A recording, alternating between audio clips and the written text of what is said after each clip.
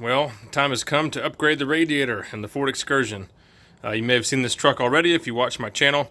Done a couple videos on it, upgrading things here and there. And next up, we're going to do the radiator. So here's a 3-core all aluminum radiator. It's a copy of the Mishimoto. So I'm not about to pay, almost $1,000 for a radiator. So I got this one for scratch and dent. It's got a little dent right there in the tank, and I paid less than $300 for it. So I figure that's a pretty good trade-off. We're going to swap this thing out, and I'm going to show you how. It's really pretty simple. First thing we're going to do is drain out the coolant down here in the bottom. There's our little drain. So this radiator is actually new. It was replaced before I got the truck, and they definitely used a off-brand like eBay or Amazon radiator because it leaks at the tank ends.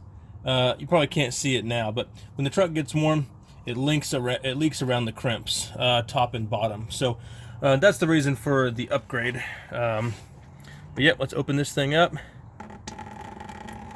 get it draining out. While the coolant's draining out on the bottom, we're going to go ahead and get started on top. We've got to remove the spare tire stuff right here so we can get to some of these brackets.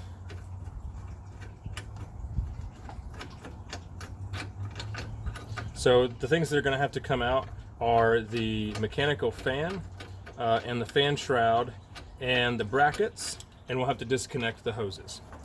So it's all pretty straightforward stuff.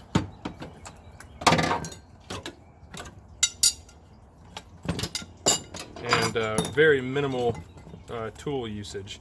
We're going to be able to do pretty much everything with the same tool. So we've got a 5/16 here.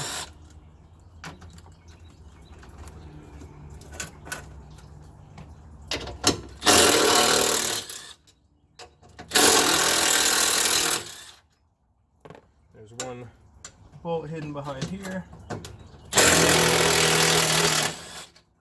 Okay.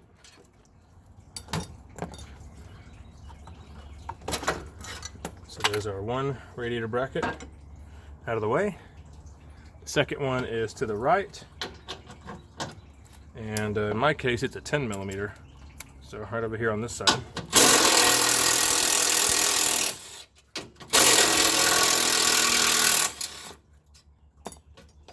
Okay, there's our second one out of the way. Go ahead and loosen up this top radiator hose clamp here on the right.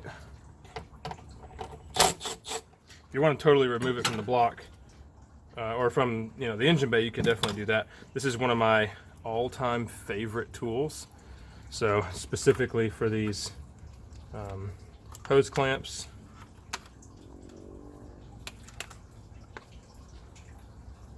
Go ahead and get that one out of the way there.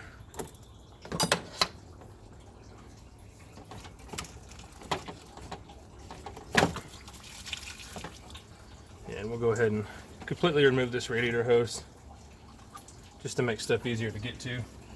So now there's going to be 2 bolts on this left-hand side that are going to be a 10mm. I'm just going to keep using this Milwaukee power tool because it's awesome.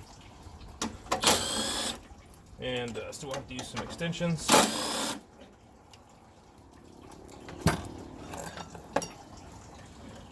All right.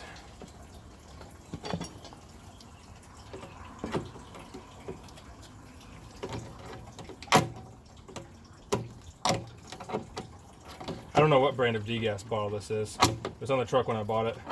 Just some cheap aftermarket one, I'm sure.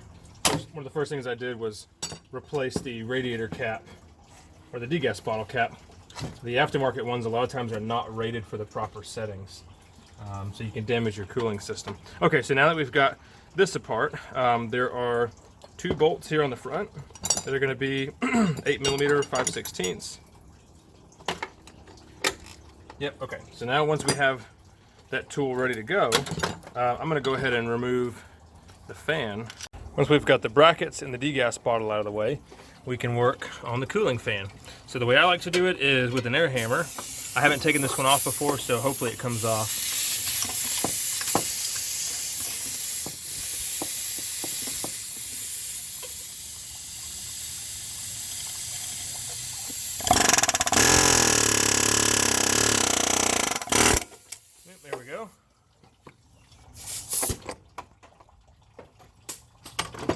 putting it on, I just do it the same way.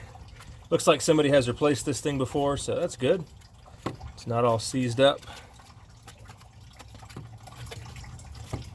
And I think we'll have to pull this fan and radiator shroud assembly out together. It's possible we can finagle it out of here, maybe. Okay, so the mechanical fan is disconnected from the water pump. We're going to remove these two bolts for the fan shroud and try to remove the fan shroud with the fan at the same time.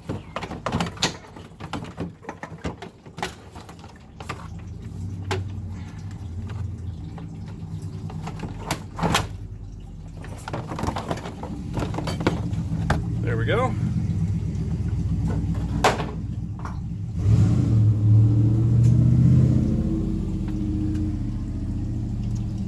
Okay, so now that we've got that disconnected, we can move on down to the bottom and take off the last two radiator hoses. Okay, don't have all the coolant out, so I think this is probably going to get messy. Let's get these hose clamps off.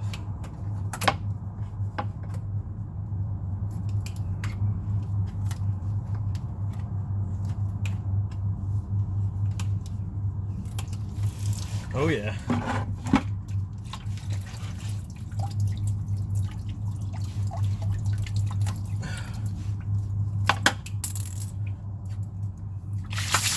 Woohoo, man. Gosh, what a mess.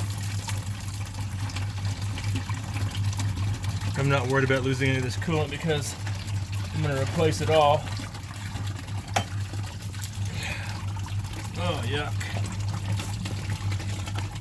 All right, now we should be able to come up and out with this radiator. See if I can do it one-handed. No, it's stuck in there pretty good. Let me reposition the camera.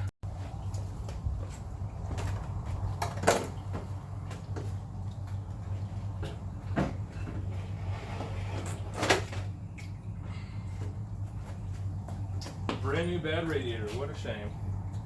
I don't know how many miles this thing had on it, but it may have been done when the engine was rebuilt, so maybe like 10,000 miles.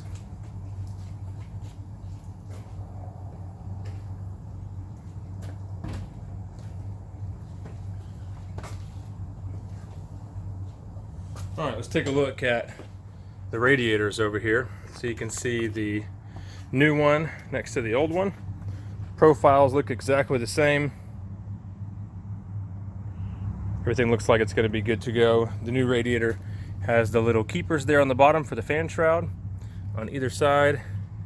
Looks like we got that poured up on top for the degas bottle, and then we've got our two holes here on top for the fan shroud. Ooh, I just noticed something bad. Look at that. We don't have any threads in that hole, but that one's got them, so that sucks. I'm gonna have to go get the tap out and tap a hole in that. Well, I'm gonna go ahead and do that right quick before we get this thing installed, and then we'll work on getting it back together.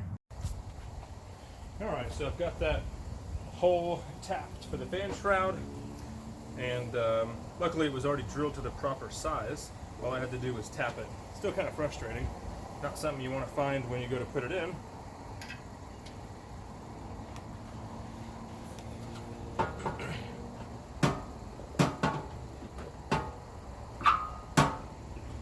Okay. Drops right in place, so that's good. Let's go ahead and get one of these brackets sitting on here to at least hold this thing in place.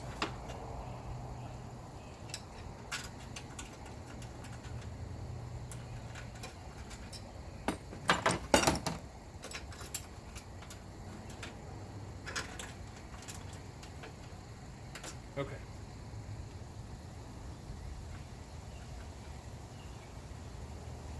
Cool. So everything looks good down there.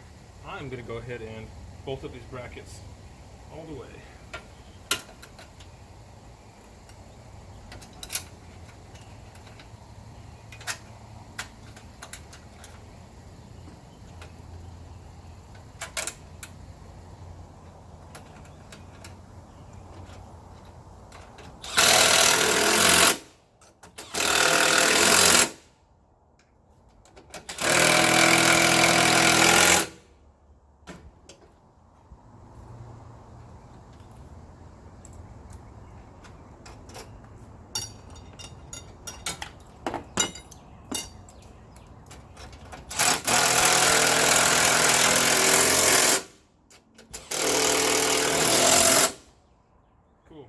solid.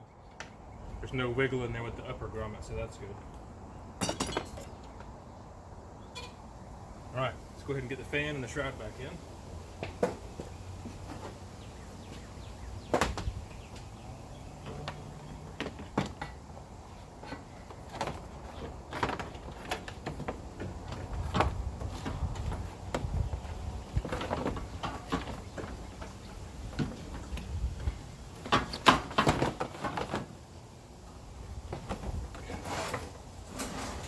I'm going to get a few threads on the fan here in a second. I want to make sure the fan shroud will line up in the two little keeper nubs down there. Okay, there's one.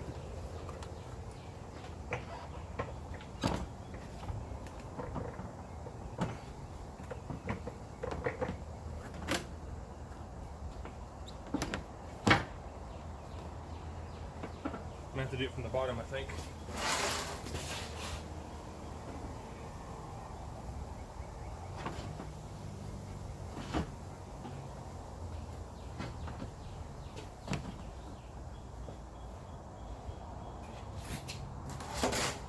Okay.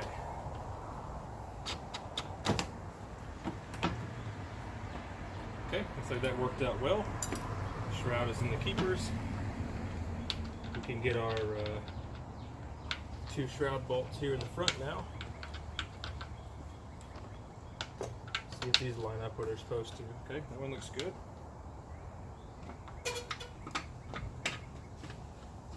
And that one looks good too.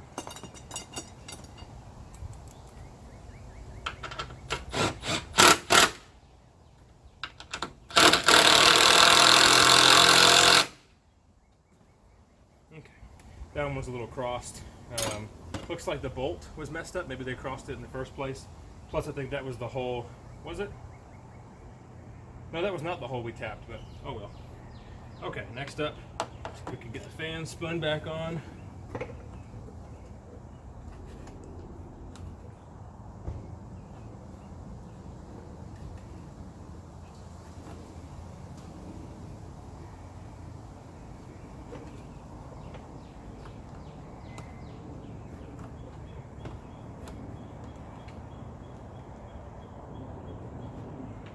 Okay, spin it as far as we can, and then we'll use the air hammer to tighten it up.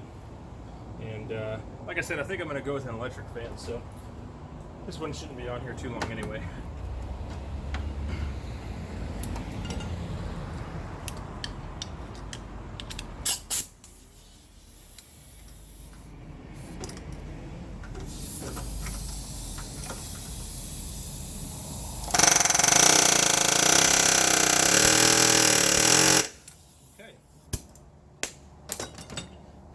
Nice and tight. Make sure we pull off the little plug for the line here on top.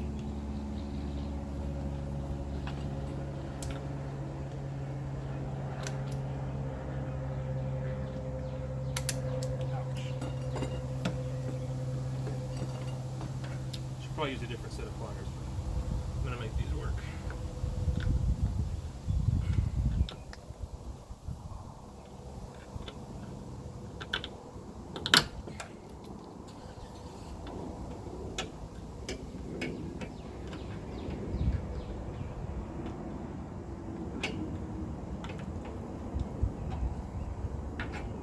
Okay.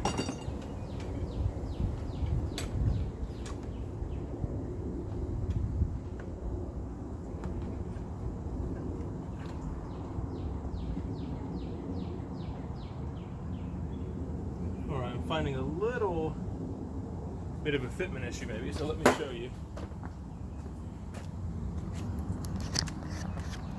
Okay, on the old radiator, it looks like this little hose right here is inset, and the tip of it is flush with the outside of the radiator. On our new one, that nub sticks out a little bit. So, let me try to show you. So there's the end of the radiator. Look how far that little nub sticks out. It's up inside here. So I'm trying to put this where it needs to go. and it's kinking that hose a little bit. Once I get it on there, I don't think it'll be a big deal. But yeah, anyway, that could be something that might aggravate you. So I'm gonna get all this stuff buttoned up. It looks like it's all gonna go back together exactly the way it came, besides that issue there. So let me get this buttoned up, and that'll pretty much do it. I'll do a driving update for sure over time. We've got a lot of stuff going on with this truck, so I'm gonna have updates on all the upgrades that we do as well. If you have any questions, put them in the comments. Thanks for watching.